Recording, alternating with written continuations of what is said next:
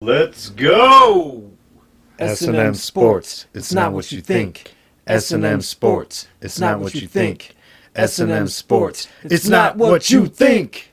Hi everybody, my name is Scottie. And I'm Mikey. And together we are SNM Sportz. Welcome everybody. Alright, welcome. How's it going? I appreciate you checking in on us. Definitely, if you're looking to subscribe to us, you can find us now on Stitcher, iTunes, SoundCloud, Google Play, and Anchor. And social media, follow us on Twitter, Instagram, and Facebook. And if you're looking to find anything about what's going on with SNM Sportz, you can check our website, which is also our Instagram, Twitter, and Facebook handles. That's SNM Sportz, SNM SPORTZ. All right, let's go. Welcome to our house.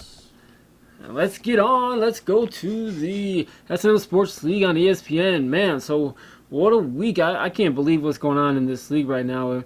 I guess one of the most exciting things is that Angel finally got his first win. Yeah, yeah, nobody's over now. Yeah, finally, which is great. And Scottie and Pops are on top of the East right now. Yeah, I got a win this week. That was nice. Yeah, and I got a loss. I actually got destroyed.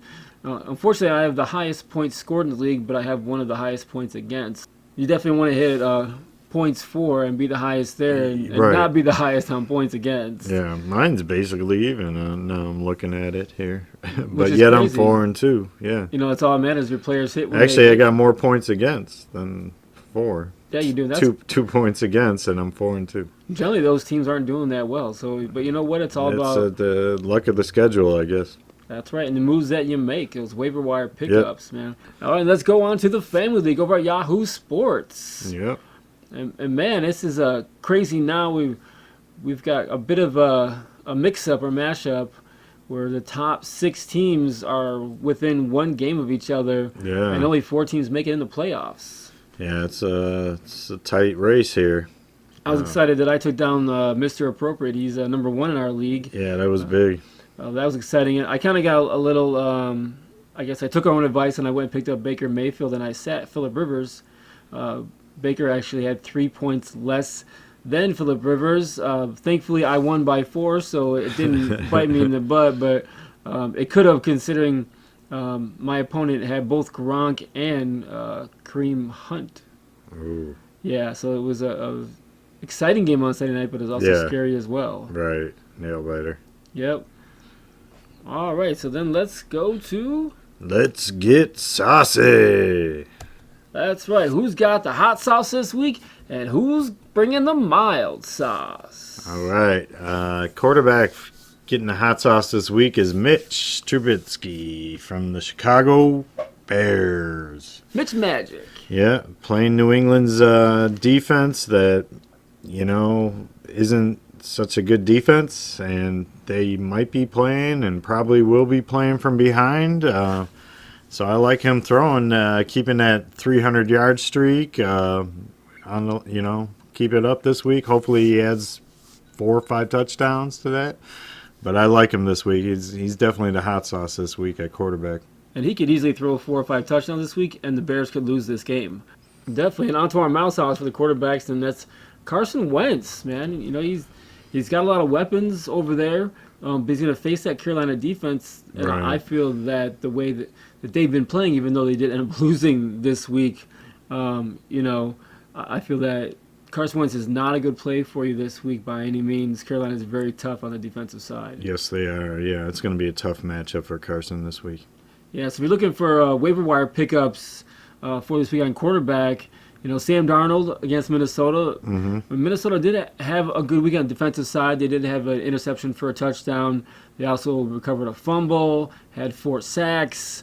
But we feel that the Jets defense is so good, could obviously slow this team down. Right. Sam Darnold could have a decent week. We're not talking about 25, 30 points here, but as a bye week fill-in, he's definitely one of those guys. Yeah, if you need somebody, this is definitely a good play. Yeah, for sure. And then also Baker Mayfield, who was our hot sauce, last week. They get Tampa Bay, and I feel like anybody playing Tampa Bay, it's going to be kind of a shootout. It's kind of how Tampa Bay rolls. Right. They fired their defensive coordinator. I mean, I don't think much is going to change in the week that they fired him.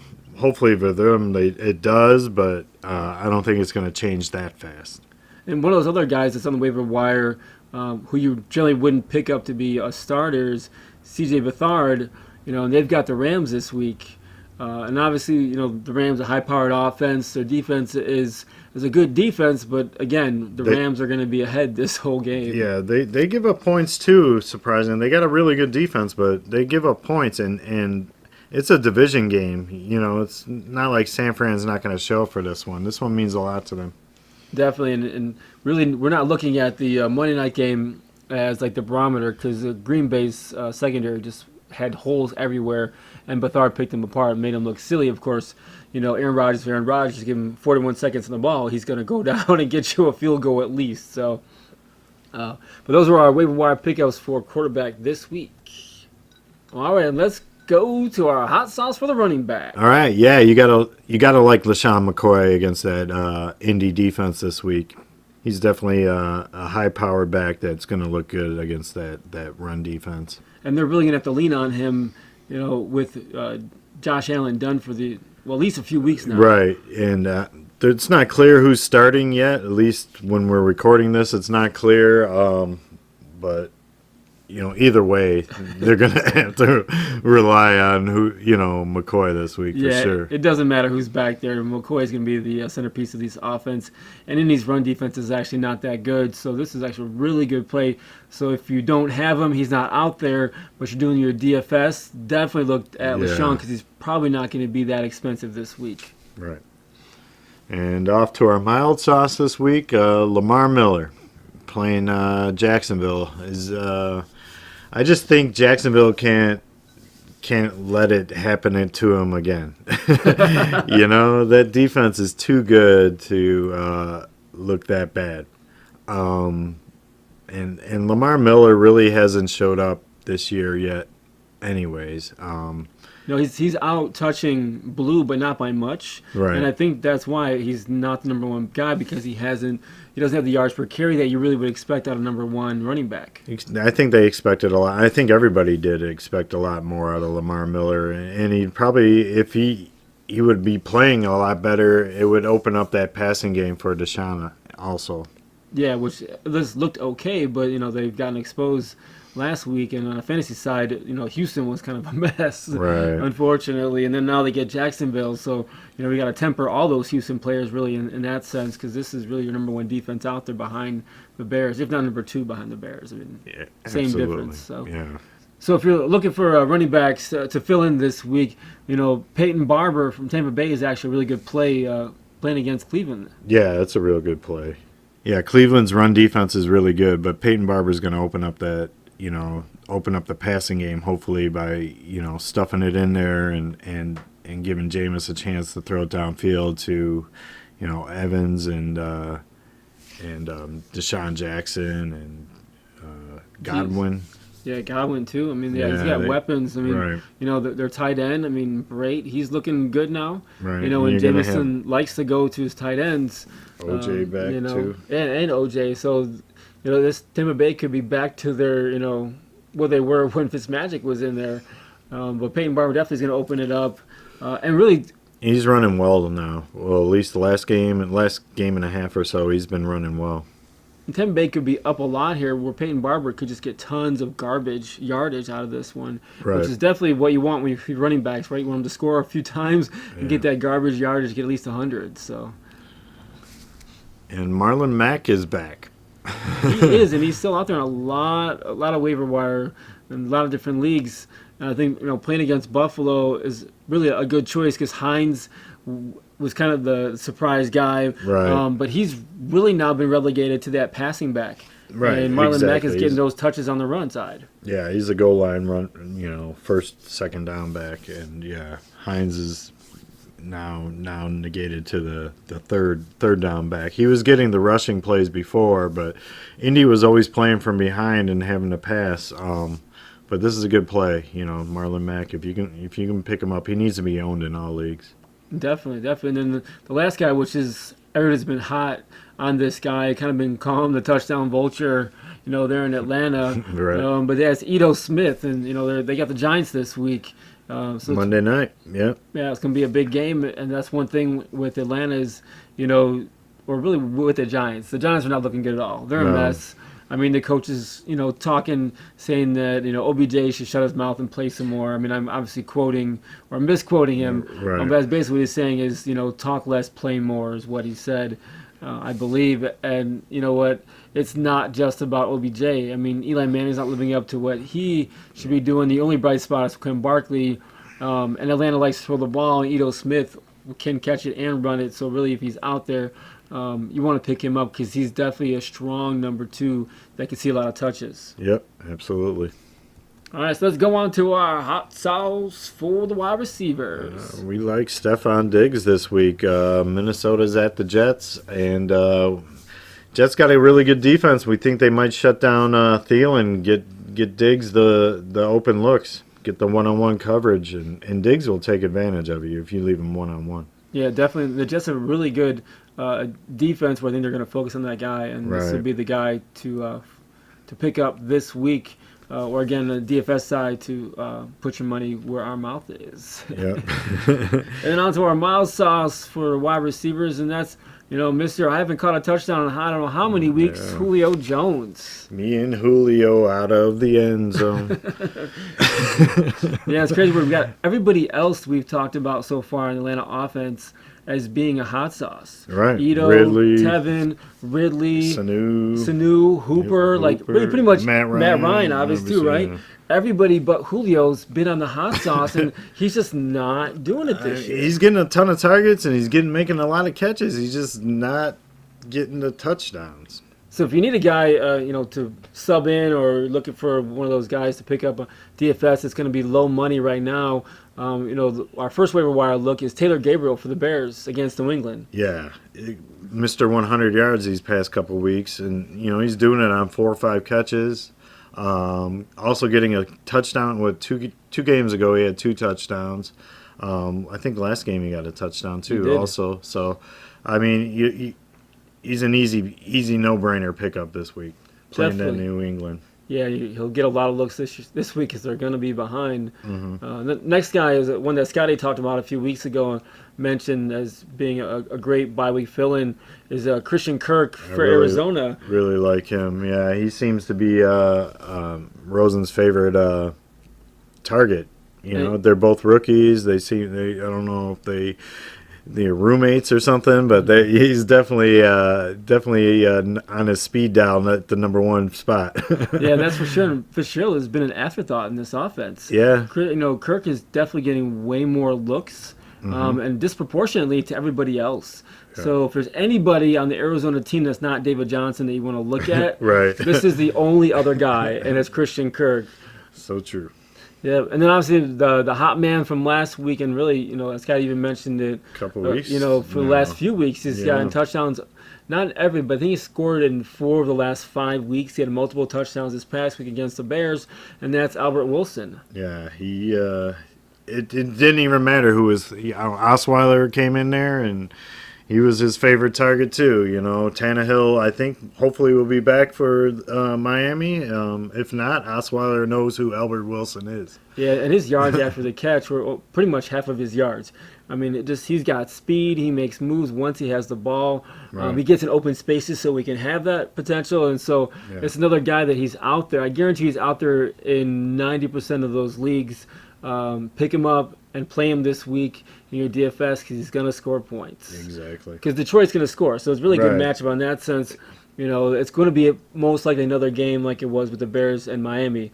A lot of touchdowns, a lot of points, a lot of yards through the air. And so this will be it's going to be a very similar game. Yeah, very much so. All right, so let's go to our waiver wire guys for tight ends. And we got first one is O.J. Howard. Yeah. Now, he's back this week. I mean, Brady had a good week last few weeks, but if OJ's able to play, you need to put him back in your lineup. Right. Yeah, he's a big target, and I know Winston likes him, so that's a good play this week. Yeah, definitely. Winston actually looks to his tight ends more than anybody in the red zone, and that's just been the way he's, lived as a quarterback. So if he's out there, grab him. We definitely want to stream him this week against Cleveland. Yeah, and then you got C.J. Zoma. Hey, this is the game that got flexed. We had our first flex of the season now. Sunday night. Sunday night. I forgot which game was taken off of the. I think it was the San Francisco game. Yeah. What's his name was the tight end was Kittle was pissed. That's right. He was. He's like he didn't. He's like we're not getting respect, so that's why they wanted to show up on Monday night, and they did. Oh man, did they? But. Yeah, this is going to be a good game on Sunday night, Cincinnati and KC. So this is a good play. It's another shootout game. And that's for tight ends. We put these guys out there and they score touchdowns. We look like geniuses, and this is one of those guys. We've been talking about Austin Hooper for Atlanta on tight ends, and last week he caught one. And so again against the Giants actually don't really.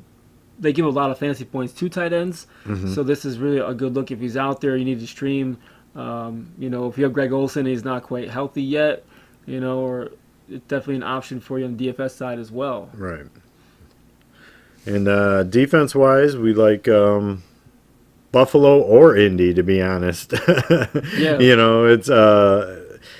It's who you think is better, but I would actually take Indy's defense on my side because we don't know who's starting at quarterback for Buffalo, and I know who's starting at quarterback for Indy, and that guy comes and throws the ball 50, 60 times, it seems like. So that's one of my plays I'd like. If I had to stream a defense this week, I would take Indy. And I'm on the other side of that, and I think that Buffalo, their defense, for them to win games, they have to step up. Right. They blanked Minnesota.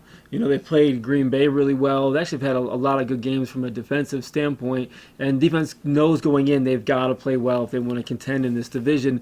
So for me, I think that's the better option just because Indianapolis doesn't have a solid run game yet. They've got a running back by committee that really hasn't shown out. Injuries on the wide receiver side. Obviously, Ebron is really the one, big guy, in this team.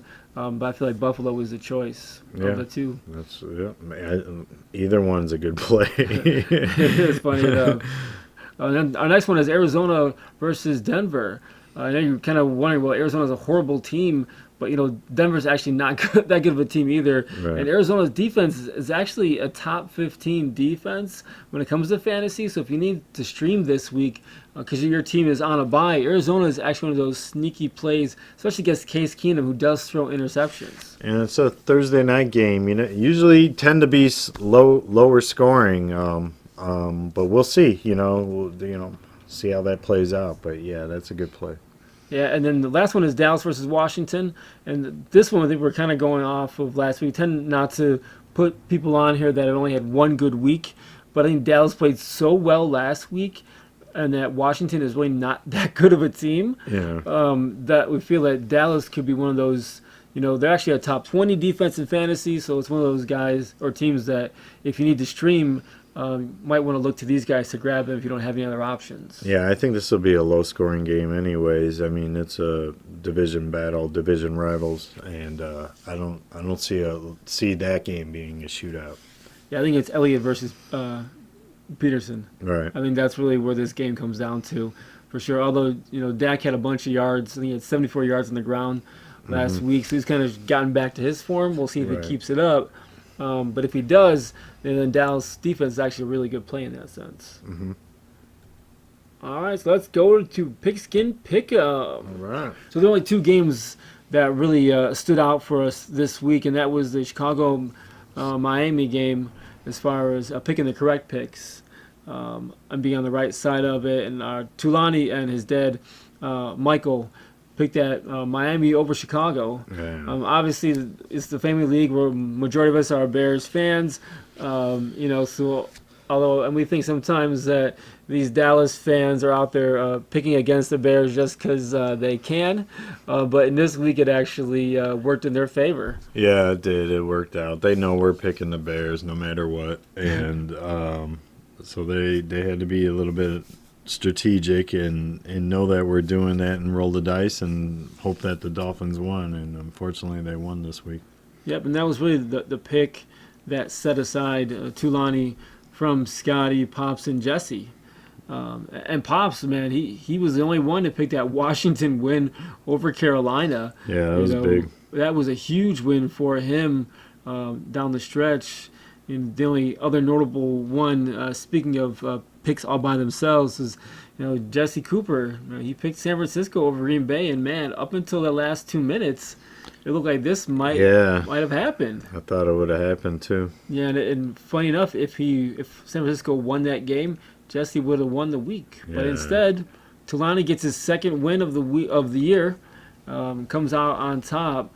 But you know what? Scottie is still the leader for our league. Number one, he's got 52 points so far. He's leading by 5 over Pops. So he's actually got a pretty decent-sized lead, and it's been growing every week. Yeah. For the month, Scotty's got 21 wins, and I've got 17, so I'm somewhat close. So I definitely have to make up ground these next 2 weeks if I want to even tie him.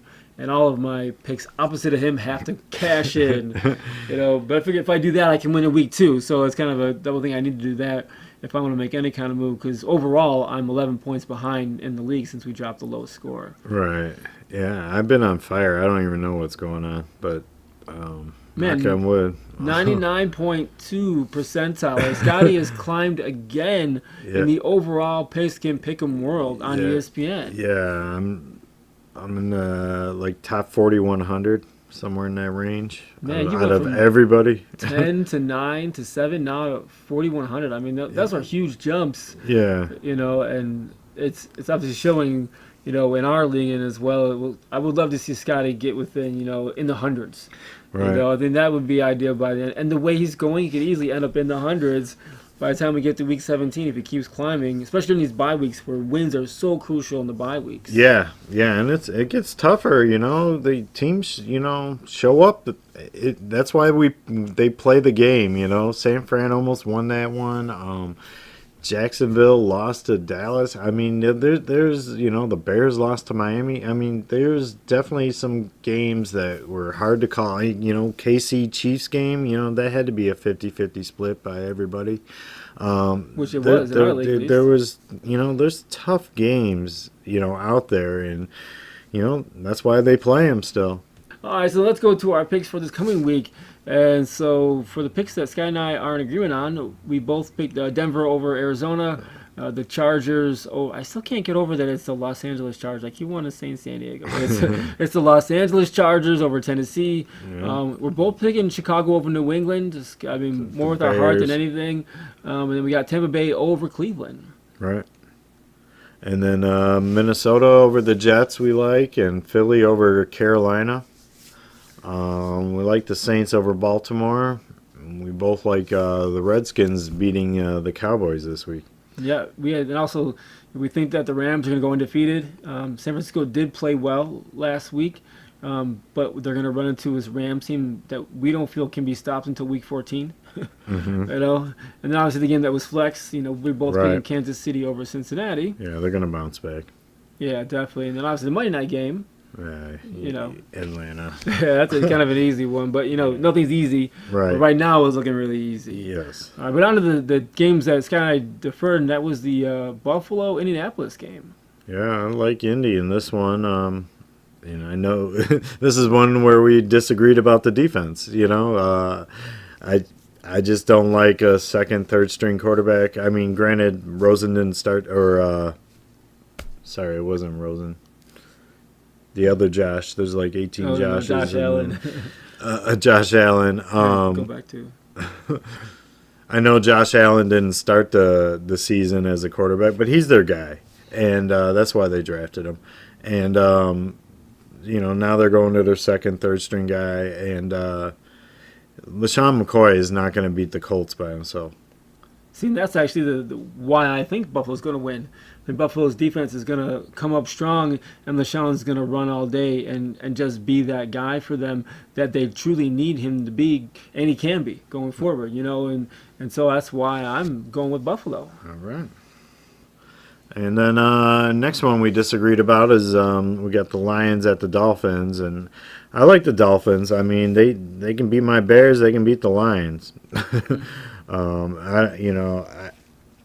they're home again. They do well at home. They're a better team than people give them credit for, and I like them this week. Yeah, I think with Detroit coming off the bye, I feel like hopefully if Ansah can get healthy, at least on the defensive side, they can slow these guys down. Really where the Bears couldn't was on the running side. They gave up a 100-yard rusher for the first time this year. They almost gave up a rushing touchdown if it weren't for that forced fumble on the goal line at the end in overtime. Mm-hmm. But that's why I feel Detroit is a better defense. And their secondary is stronger as well, if you can believe it, funny enough. So I feel like if you force Osweiler to throw the ball downfield, Detroit could come up with a few picks here and win this game. All right. And then finally our third one we disagreed about is Houston at Jacksonville.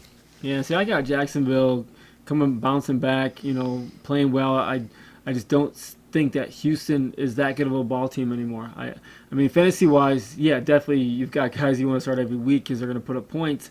But when it comes to the win and loss column, I feel like Jacksonville is the more dominant team by far. There's definitely a gritty battle here, division battle too, And I don't see it being high scoring. Not that either of these teams blow teams out of the water. But I just see Houston squeaking by on this one, and definitely going to be a really good game.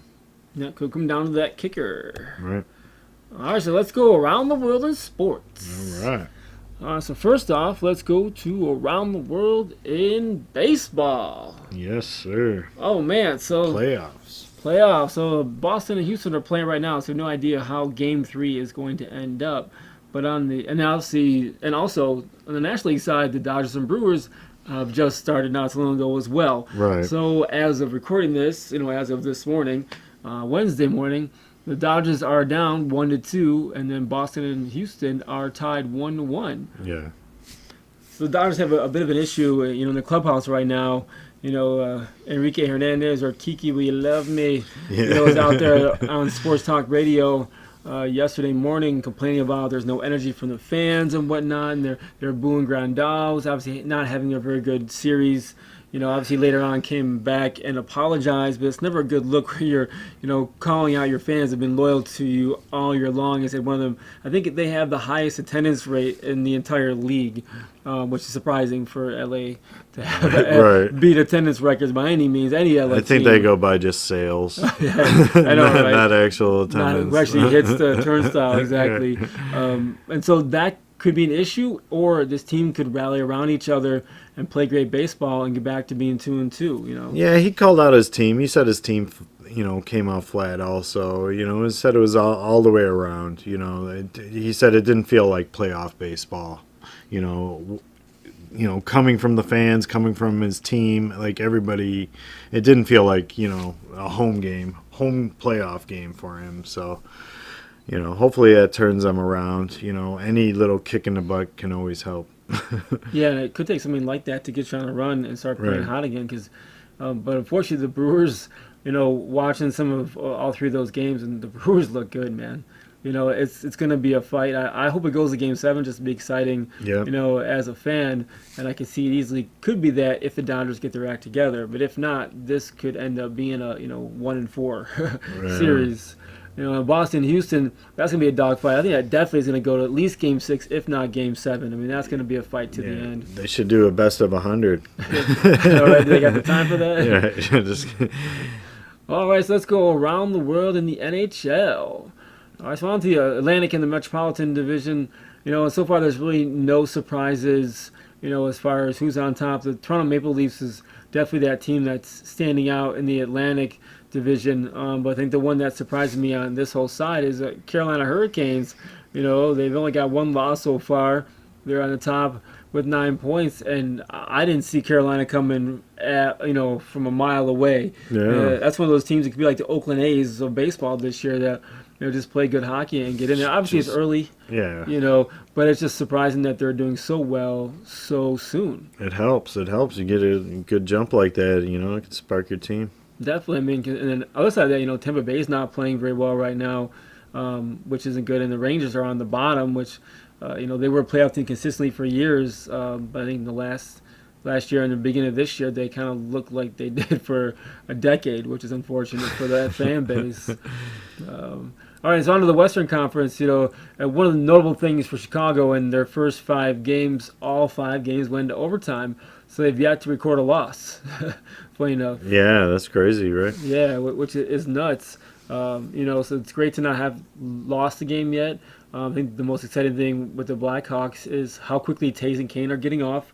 And then DeBrincat, the cat, is out there and just scratching and clawing his way to goals and showing up when he needs to. And it's great that it's not that the 2 main guys are doing well and then other people are stepping up, because that's how you win the cup. That's how you do it. Yep. And it's also great, when you look at the standings, you see St. Louis Blues are at the bottom. That's always exciting because you just can't stand them. But then you're sad to see that, the Arizona Coyotes, who another team that it's nice when they win, but they're kind of cellar dwelling as well. Right. But the Pacific is going to be a tough division. It really is year after year, because the Kings aren't as strong of a team this year as they've been in the past. Right. They always have good goalie play, but they're not as a big threat this year as they always been. Nope, and that's really due to injuries, unfortunately, from Quick and a few other guys. Right. And then my Las Vegas Golden Knights are kind of have that hangover from the Cup. Well, they didn't win it, but from getting to the Stanley Cup Finals, and so they're starting slow. But you know what? They kind of started slow last year too, and made their way into the playoffs, and look where they ended up. So can't count them out yet. And we're only 5-6 games in, so we were not going to get too excited or disappointed yet. It's a long season ahead of us. Yep, sir. All right, so let's go to around the world in the MLS. All right, so not much has changed from the standings from what we talked about last week. There's 2 teams that were eliminated from contention. That's the New England Revolution and the Houston Dynamo. And otherwise, the only big move that's notable is DC United is on fire right now. They are just playing lights out soccer.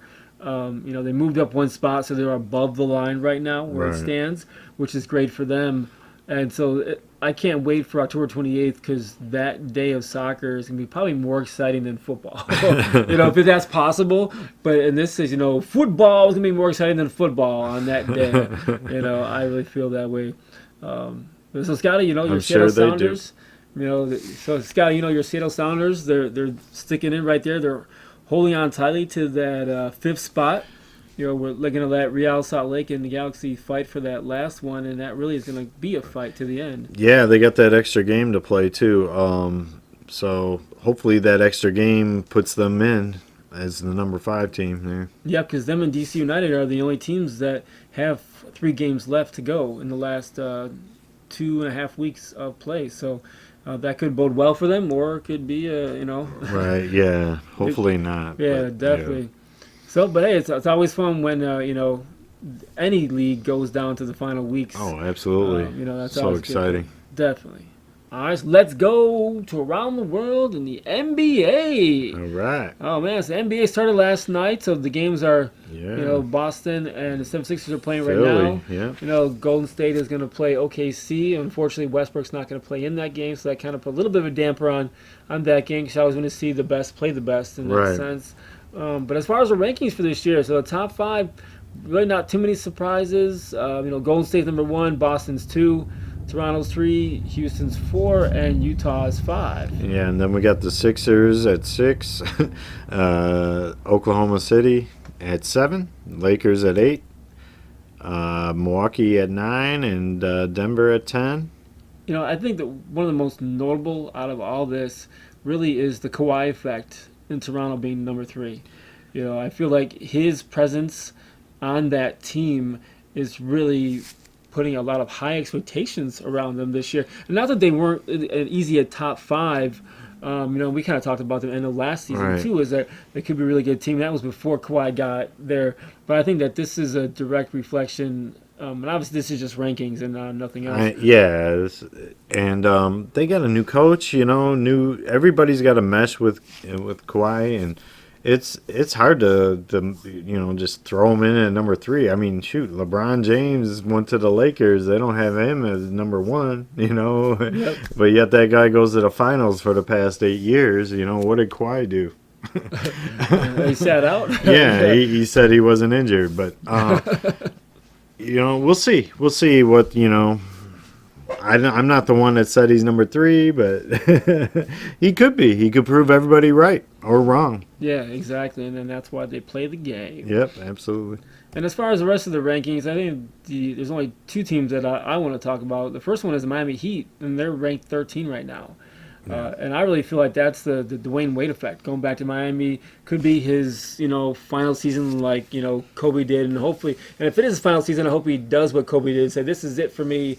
And he goes through the league and plays these amazing games everywhere he goes and gets the love from everybody. Right, yeah. So people give him motorcycles and stuff. And no, but yeah, we'll see. He deserves it. He's definitely one of the league's best players. And he definitely comes and plays. He knows, he shows up every game.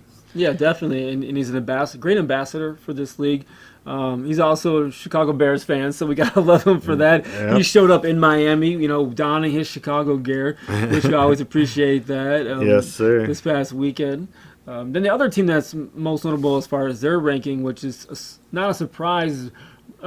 But it's kind of just a reflection of where this team is at now compared to many previous last 10 years. Shoot, feels like a millennial of years. Right, San Antonio Spurs. I mean, they're easily a top 5 team every year going into the league, and always a quiet top 5. Yes. Like you're like you start naming off teams, Houston, Golden State. You never hear San Antonio, but yet they've won. I don't know how many rings. With Popovich. He's a great coach, man. But they don't have that star power this year. I mean, but we'll see. I mean, Popovich is still their coach. And really, with Phil Jackson, no longer coaching, Popovich is by far the best coach in the league. Right. It's one of those guys where you can never count out any team that he coaches. I mean, he could take, the Sacramento Kings and make them contenders. He definitely can. He definitely can. And they should probably try to pay him $120 million for 10 years or whatever. I know, right? Keep him around that long. So that's really just, those 2 teams were kind of surprised for where they are in the lower rankings. Mm-hmm. But really the most exciting thing about NBA is that the NBA is back. Right, yeah, opening night. All right, so if you want to check us out on any of our different podcast hosts, we're out there on Stitcher. You can find us on iTunes, definitely SoundCloud, Google Play, and Anchor. Yeah, we're everywhere. We're also on social media at Twitter, Instagram, and Facebook. And if you're looking for us, that's SNM Sportz for all of our social media handles, as well as the website, www.snmsportz.com. That's Z. That's right. And thanks so much for listening and tuning in. We appreciate everyone that's out there. And thank you. If you're after you listen, we want to hear from you. Send us your comments. Any place you want to put them, we'll definitely find them. We'll hear from you. Is there topics you want to hear us cover? Is there things you don't want to hear us talk about anymore? We're open to all kinds of feedback, so just reach out to us, and we're here for you. Yeah. And otherwise, keep watching sports, and let's go! And cut! That was perfect.